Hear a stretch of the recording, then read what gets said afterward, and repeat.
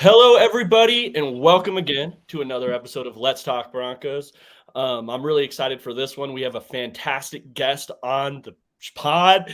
We have Amir from Broncos Ave. How are you doing, my man? I appreciate you joining today. I think we have a good episode ahead.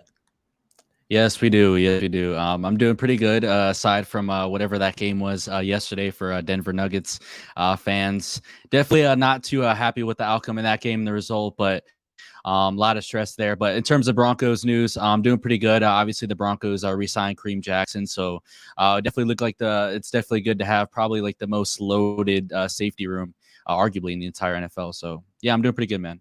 Yeah, well, hey, I got to echo what you're saying. The Nuggets game yesterday was ridiculous. I'm not a big fan of that owner. I think him getting involved in the game whatsoever was ridiculous. He kind of made it a little better today with the tweet that he put out where it was like, I don't think he should be suspended. The fact that, though, he was even thought that it's a possibility that he could be suspended was ridiculous. The whole game was ridiculous. I never saw so many touch fouls in my life in that first half. But yeah, Zach, how are you feeling, man? Yeah, it wasn't officiated at all like an NBA playoff game. It was For what really, team it was. yeah, fair. It was very frustrating. But yeah, I'm with you, Amir. They're going to have a very loaded safety room. At least we can hold on to that in Broncos country. I feel like 2-3 years Yeah. now, you can go into the season like we got the best safeties in the league, baby. And that streak should at least continue. Well, I think that leads us off right into a good topic to start the show real quick because I had safety as a position in need before this. This is about that today. We're going to be talking about positions of need for the Broncos or after the draft. What holes are still on this roster? Do you think it's finally addressed? You obviously said you think it's one of the deepest now, but yeah, what do you make of that Kareem Jackson signing?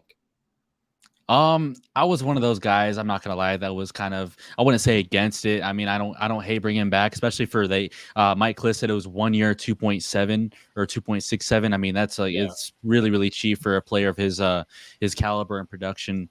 Even this late in his career at 35. But overall, I mean, it's not only going to add more insurance to your room, but the leadership that's huge. I mean, you don't want to have a big drop off there.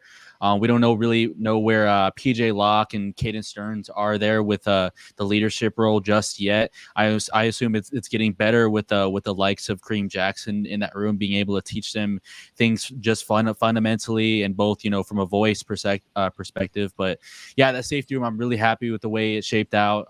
It's especially after this signing, it's kind of not it's nowhere near as high as it was in my mind in terms of being a need on this roster.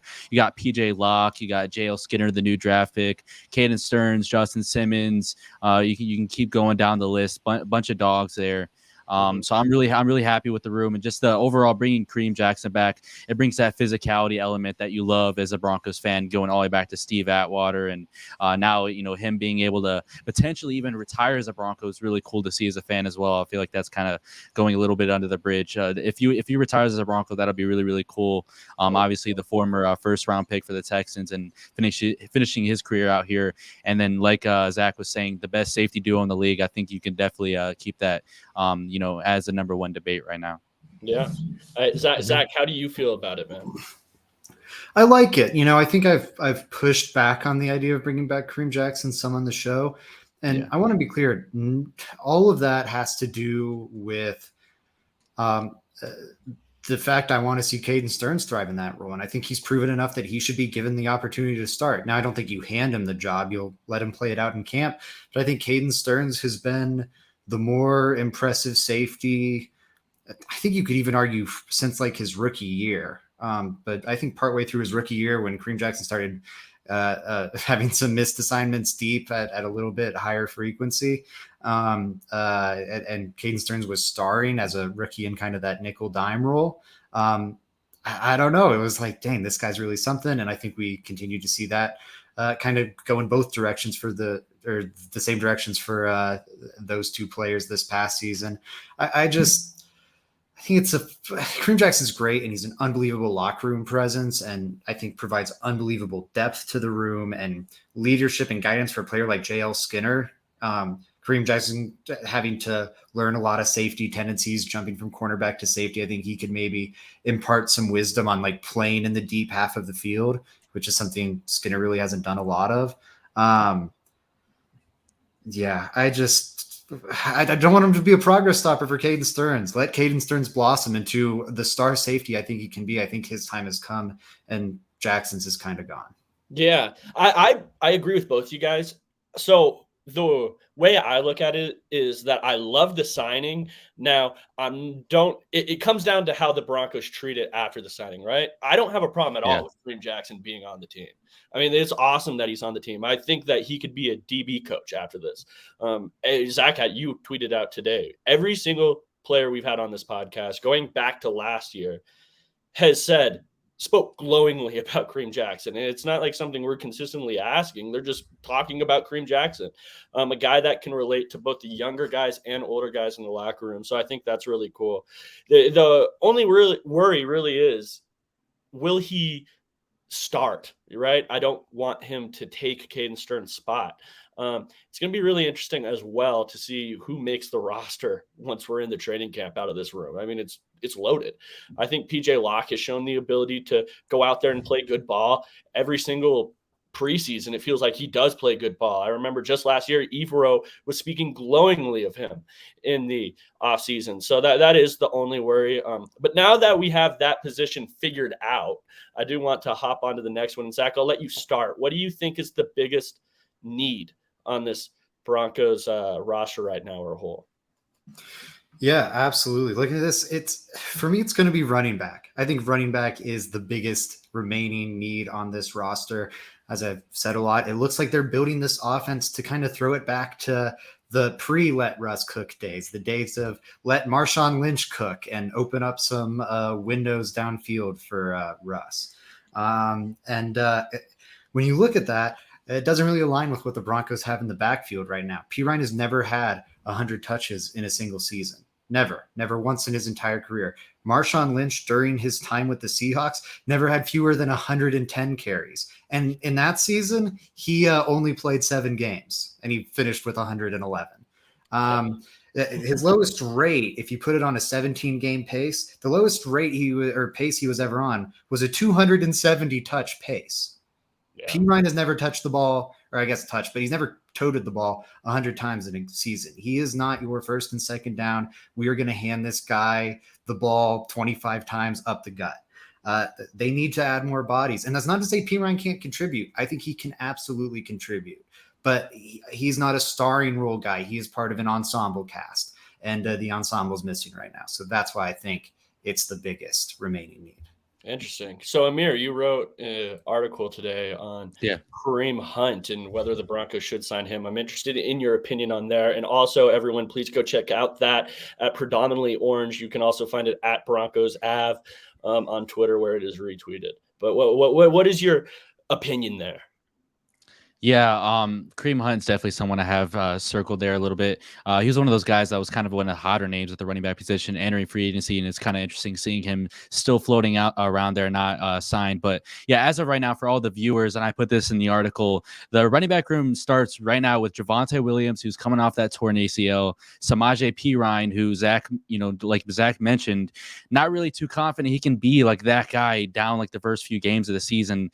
He has 11 starts over 6 years in the NFL, so that's something. And then DeBarriere Crockett coming off a torn ACL.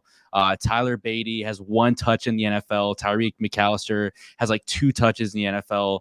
Emmanuel Wilson and Jaleel McLaughlin, those are your other 2 running backs, under contract on the roster right now. And they're the undrafted free agents who haven't even had any NFL action. And then the most action out of all those guys, aside from Williams and Pirine, is Tony Jones Jr., who has the experience with Sean Payton in New Orleans. So looking at that room as a whole, there's so much lack of experience. That's probably like running back, and I'll get to the other position later, but that position right there is definitely a concern. I was one of those guys, and Joey, we had you on the show. Running back, that was one of the positions I really wanted the Broncos to take in this draft, come away with somehow. I was expecting them to trade down and get more than just the 5 picks. They ended up trading up twice. And so they didn't come away with the running back. They ended up just signing 200 after free agents. And in result, the running back 3 position is looking a little concerning right now, especially with Javonte Williams. We don't know how easy it's going to be for him to get back to 100%. Yeah, I mean, I was just as shocked as you were. Now Zach and I would have argued about this. We would have argued about this, but I personally would not have minded of them taking a running back in the third round. I really wouldn't have. I didn't care where they were taking a running back in there. I thought I running said back. Charbonnet was my dream pick. This is nonsense, but take it away, Joey. So okay. We're not getting back into this conversation. I don't understand your philosophy at all. I'll message you. I'll message you after the podcast, or we can argue. This is like 5 straight podcasts. We can't do it anymore. But anyways, the running back position, I would not have been mad with it anywhere in that draft class. Obviously, with the success rate that you can hit on these guys in the 7th round, in the 6th round, in the 5th round, it'd have been awesome for them just to take a flyer. Why not just take a flyer? Obviously, they ended up with players we all like, which made it tougher, but you could have saved those picks, not trading up. That was kind of where, to your point, Amir, I had problems with in this draft. I like all the players pretty much that they added. I really don't have an issue with where they took the player or anything like that. I just have a issue with how they went to attaining those picks. So that's my only issue. But I totally agree. Running back's a massive issue for this Broncos team. You guys nailed it with Pirine. I think personally he's best suited in a third down running back role where he's going to catch the ball out of the backfield. He can get those early down touches as well. I just think that we need a better runner of the football to go along with him where he can pass block, he can catch. That's his bag. That's where he's really, really, really good. So totally agree with both you guys. I think that's a massive position of need. And I think one of them that out of all these positions that they could is the easiest to change now. I don't think these other positions that we're going to talk about in this show can really be changed this offseason anymore. I think it's just kind of a hole. But yeah, go ahead, Zach. Yeah, just on Kareem Hunt, I wanted to add to that. I think he's probably the most appealing name on the market. I think there's only like 3 or 4 free agent running backs that I think could really help the Broncos right now. I think I'm forgetting one, but like Hunt, Leonard Fournette, and Zeke Elliott are like the 3 that come to mind.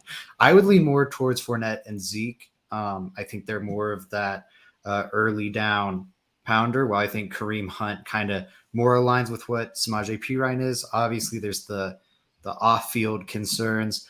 And then also, if you just look, I think, at his production, to keep us off the dark side of it, last season was his least productive, whether you're looking at yards per carry, not in total yards, but in terms of rate. Though playing 17 games this season, he only had 80 more rushing yards than he had the season prior when he only played in 8 games. That's because he was a lot less efficient, had explosive runs at a much lower rate. And so, yeah, I wonder if we talk about running backs hitting that kind of line and then being done. And I wonder if Kareem Hunt's nearing that. The thing is, though, like with the way we're looking right now, we're trying to fix a position where it's like there aren't many great options out there. Like that same argument, all 3 of those guys, they're over the hump a little bit. Totally. We're just trying to get somebody in here that has some experience. I think that's pretty much the key, because it's like, man, the Pirine and nobody thing, it's just like somebody. I would like somebody. I think I don't care. I think totally. You get it. I would like somebody. But somebody's better than nobody. I just think Zeke, they've eaten those carries before. Maybe that means they have more wear and tear, but I think Zeke and Fournette are more of the. I trust them on first and second down a little more at this stage of their careers. Well, interesting. Everyone has a different flavor at running back. Zach just got kicked off the show. That's nice. Anyways, Amir, what is your opinion? Or what's your next? That just got me all off guard. Okay, wait 1 second. Let me compose this. All right, Amir, what is another hole on this Broncos roster that you think the Broncos need to address? Or it doesn't even have to be something they need to address because we're so late into this. But what do you think is a hole on the roster? To me, it's offensive tackle depth. I mean, you lost Calvin Anderson, and you just don't have a swing tackle right now. It's a huge, That's probably like bigger than running back in my opinion of a need right now. Like Garrett Bowles, the injury concerns.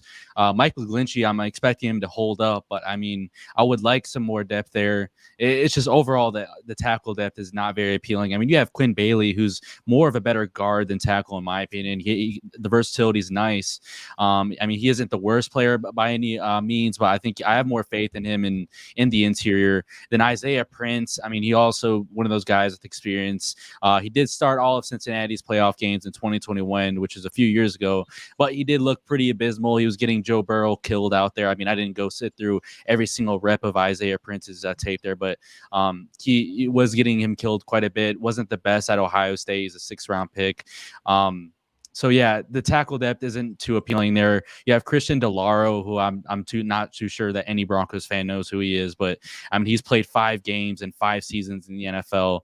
He's been basically just a practice squad body his whole career. So there is literally nobody that I'm confident in that could, like, if Garrett Bowles, knock on wood, gets injured, or Mike McGlinchey gets injured, first few weeks in the season, I am very, just like last year, it's kind of to be another thing. You're just going right back, getting flashbacks to what happened last year, where you have terrible offensive play because due to injury. So that's one thing where I'm just sitting there, just waiting for a move to happen, waiting for something, and that's something they just simply did not address in free agency in the draft. So that's probably the biggest need on my mind, in my opinion. I love that pick. That's a tremendous need. And you talk about if those guys get injured, even if they don't, like right now, Garrett Bowles is injured. The most recent example of offensive lineman coming back from a broken leg we have took 13 months. That would mean Garrett Bowles is returning week 8, week 9. Maybe he returns way faster and he is ready to go by week 1. But is that with 0 off-season reps, like warming him up and getting him ready? And then he's also coming off a broken leg and like getting his first real reps, like week 1 of the season. And again, he's now a 30-year-old tackle who was already showing signs of decline when we last saw him healthy, and is now coming off a broken leg. Like they need depth in case of injury, sure, but there's a chance that 1, Garrett Bowles isn't ready to go for like the first half of the season, and 2, there's a chance that even when he's ready to go, he is a problem at left tackle. And right now, the Broncos don't even have a warm body in the room, it feels, that they could turn to if things were bad. They don't have a Cam Fleming or a Calvin Anderson who, they don't get you fired up, but you could turn to them in a bind, and hey, Bowles is looking like he might be done after this broken leg. Let's turn somewhere else. Hopefully that's not the case, but it is a possibility. And they have no answers if that possibility comes to be. If that possibility comes to be, strap in, Russ. Your blind side is going to be in terrible shape for 17 weeks of the season. You thought last season was rough. Get ready, pal, because we maintain the interior, but it's going to be a lot of sprint outs and boots to the right every single play, because we do not trust that left side. Yeah. I mean, it's without question. The Broncos haven't drafted a tackle in forever. They haven't even attempted to draft and develop a guy. It's one of those positions where it's really hard to do that, right? So even if they did draft a couple guys, I wouldn't expect them all to work out or anything like that. But at least attempt. The Broncos haven't attempted. It feels like a revolving door at that right tackle position forever. And then they just haven't tried to do anything with that. So it definitely is. I love that pick as well. I think that is greatly being ignored by a lot of Broncos country out there. It's just depth across the O-line. That they have a better starting 5 than they did last year, but right now they have worse depth than they did last year across that starting 5. It's just a fact. If they were able to retain a Cam Fleming that could swing right, left, or a Cam Fleming or a Calvin Anderson that could swing right, left, or whatever the case may be, that would have been fantastic. Unfortunately, they do not. Maybe another position that they can add a guy in free agency. That wouldn't shock me. There is also training camp cuts, something Broncos country can look out for. For mine, guys, tell me if I'm wrong. I'm going interior defensive line. I think this is an issue for the Broncos right now. I really do. If I'm evaluating it on paper, I think Draymond Jones was a little better than Zach Allen. That's just what I think. I think he's more versatile. I like him more as a pass rusher. He's more athletic, that type of guy than Zach Allen. And then depth-wise, Deshaun Williams left, no one to replace him right now. It's just no one to replace him. They're relying a lot on guys that were drafted, I think, in the 5th and 6th round last year, if I'm not mistaken, in Matt Henderson and Owazarike. So it's just like what is there after that? It's kind of nothing. It freaks me out as a Broncos fan because it is a position where it doesn't even need to take injury for these guys to play. It's rotating. These guys are coming in and out of the lineup all the time. And I don't know. I'm really hoping one of these guys steps up, but right now it doesn't look too good. Amir, what do you make of the interior defensive line depth right now? Correct me if I'm wrong, but isn't Matt Henningsen our starting defensive end like week 1 as of now? I think he would be, right? So let's see. It would be Yeah, DJ That's Zach Jones. Allen. more likely than our lads has it as Jonathan Harris, but Henningsen's the most likely answer. Or Mike Purcell, maybe, if you want to go really big on the defensive front. But and like maybe or Purcell's the nose and you kick Jones out, but it's scary. Yeah, the fact that we're even having to consider those rotations is bad. I mean, you need depth there.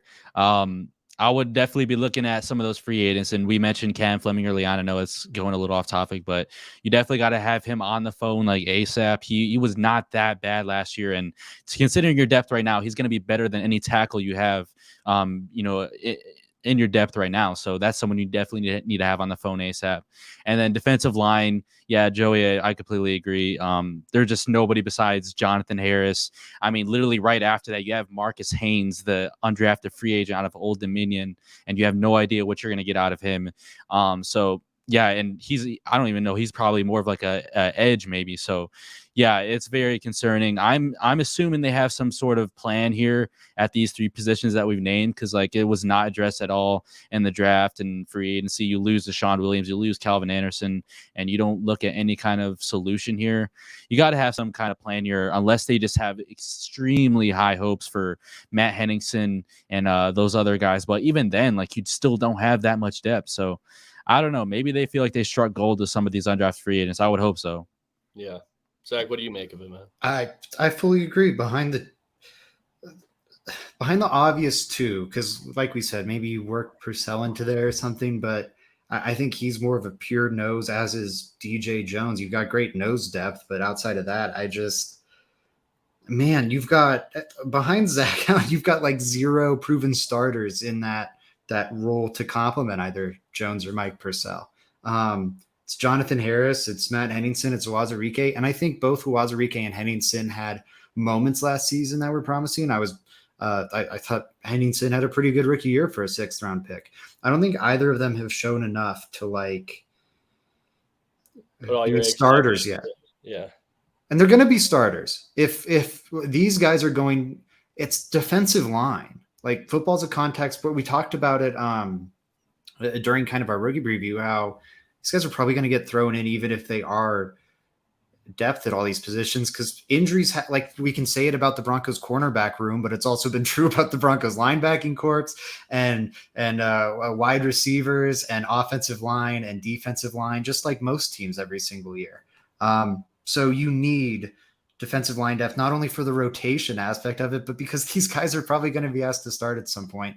And man, the Broncos have, I think, 3 guys on the roster that you feel good about starting, and 2 of those guys are pretty duplicative of each other. Mm-hmm.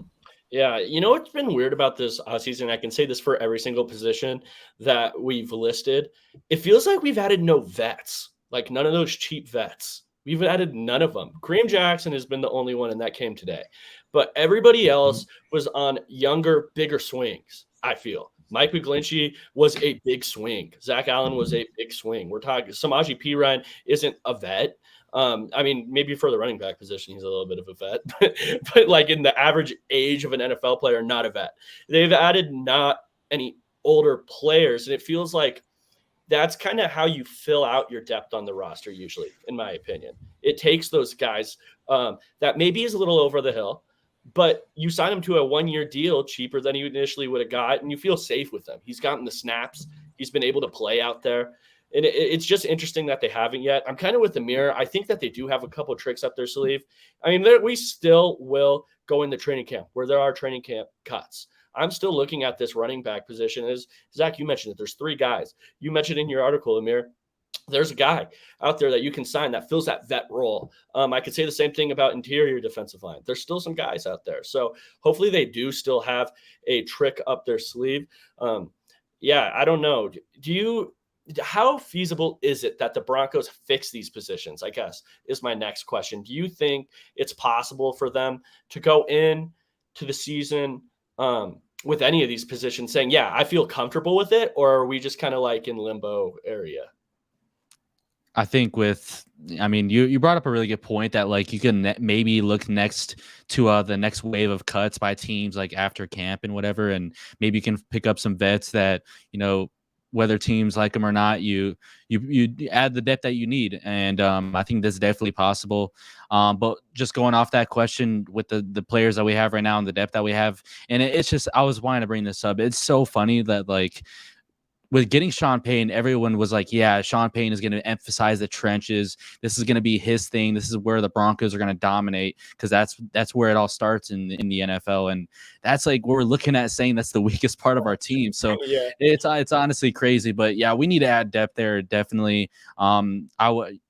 It doesn't matter when. I would like it to be relatively soon, so everybody can be on the same page and for camp, and the whole roster is kind of set by then. But if it's after camp and we're kind of picking up players late, like any other team does every other year, so yeah, we definitely need depth at offensive line, interior defensive line, and the running back as well. I just don't know when that will come. Yeah, frankly, all over. The depth of this, it's scary. They don't really have that middle class of talent along this roster. And then they're lacking the starting stuff in some areas as well. But looking at like the feasibility, man, not very, Joey. Not very. There are, I think, options out there, but they have $6.4 million in cap space per over the cap. And that's before looking at their salary cap tables. That's before accounting for Kareem Jackson, which is 2 point something, but it also freed up 1 point something of like the dead cap from his last deal. So it really only cost him 1 point something. Anyways, they're down to like 5 million or so now. And so I think it's possible to maybe fill one of these holes, maybe fill two of them, but it's going to be tough unless they get some restructures. And their options are narrow there too. Sutton and Gregory could free you up like 8-9 million, but are the Broncos going to want to commit long-term, which is kind of what restructuring does, to Sutton or Gregory or Bulls could free up like 6.3, but do they want to do that? Frankie's been hammering the drum about how they might trade Justin Simmons. That would probably make restructuring and picking up 6 million from him a little difficult. DJ Jones is one I feel like they would pretty easily do, but that only frees up 4.5. So it's going to be interesting to see how they go about these gaps in the roster. Yeah, I don't know why we took Amir on like the negative podcast today. I'm sorry. We have not said anything good about the Broncos. I know, right? People are listening right now like, damn, this is like a 0-win football team. I don't know how I make this any better. I will say this, guys. This is the thing I have to throw out. Well, actually, I'm going to be negative first, and then I'm going to go positive from the That's what I'm going to do.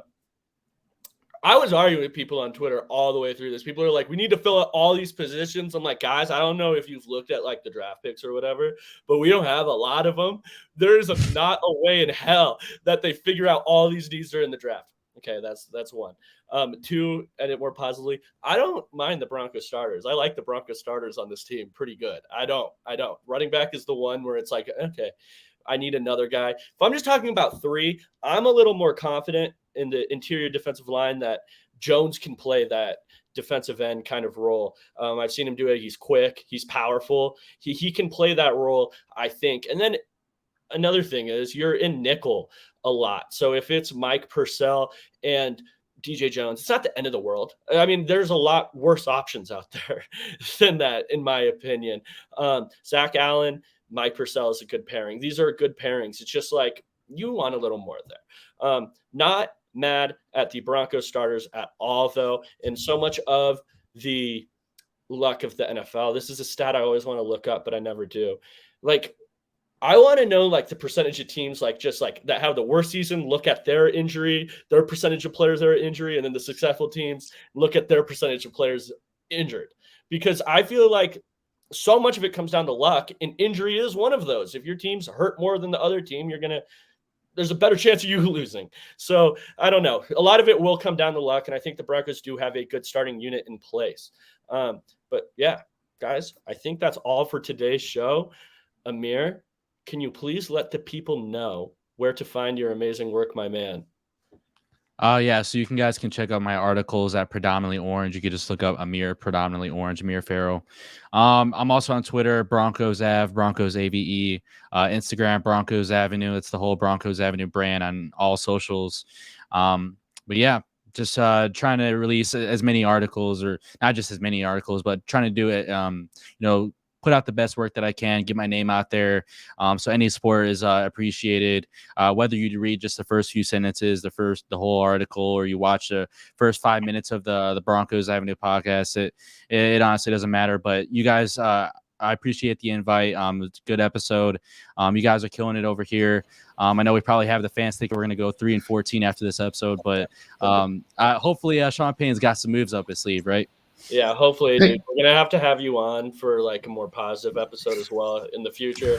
Hopefully, after like a Broncos win or something, just like the opposite. I promise, guys. I've been on their podcast. It's not like super negative. That was me today. I invited here on the negative pod, but yes, I want to say the same thing about everything you're doing. Your workhorse, man. You are releasing articles all the time right now. Your pod's going crazy. You guys just had Kayvon Webster on the show. Congratulations on that. But yeah, so Zach, where can they find your work, bro? Yeah, absolutely. Everyone check Amir out. Like Joey just said, Broncos Avenue is a great show. I've been on there. Joey's been on there. I think Bree will be on there sometime soon. I know y'all been talking with her. So everyone go support them. Love seeing what you guys have been doing in the Broncos community. And then check out the LTB YouTube, everyone. I keep shouting that out. Want people to head over there to see what cool stuff we have in the works, like the special little episode I just recorded with Cal, which was not talking about Broncos whatsoever, but I think it was fun and you all enjoy it. So check that out. And then milehighsports.com. I've got tons of Buffs coverage. Kind of the scary hours have passed now, and now it's all fun. Now we're getting to see all the SEC and ACC players that are being added to the roster. So yeah, go check that out and see who the newest Buffaloes are. Yeah, I gotta say, I saw oh my god, it's me being negative again, but I saw a report on that people are betting on Dion and the Buffs to win it all this season. I want to say you guys are just donating to the casinos right there. It's crazy. It's crazy. I've never heard of anything like that. My boots on the ground work has taught me that I think CU fans are actually pretty reasonable about what's going to happen this season. They're kind of like, yeah, hopefully like 5 wins. If we can somehow make a bowl game, that'd be a dream. Prime fans, the fans that have followed Prime, like from Jackson State to Colorado, and are in my replies when I'm like, man, hopefully they add more tight end depth. And they're like, don't doubt Prime. He will. Those ones I think are probably the ones making national championship bets. And I think they will be very sorely disappointed. For sure. I don't doubt that. I think that's a year to get them on the right path. I don't think that they're necessarily going to go undefeated and win the championship this year. But guys, if you guys can follow me at JR Drafts on Twitter. Like Zach said, make sure you're following the Let's Talk Broncos page. Follow me on Twitter. I'm going to be arguing with people all the time, doing stupid stuff. But until next time, closing out. Go Broncos.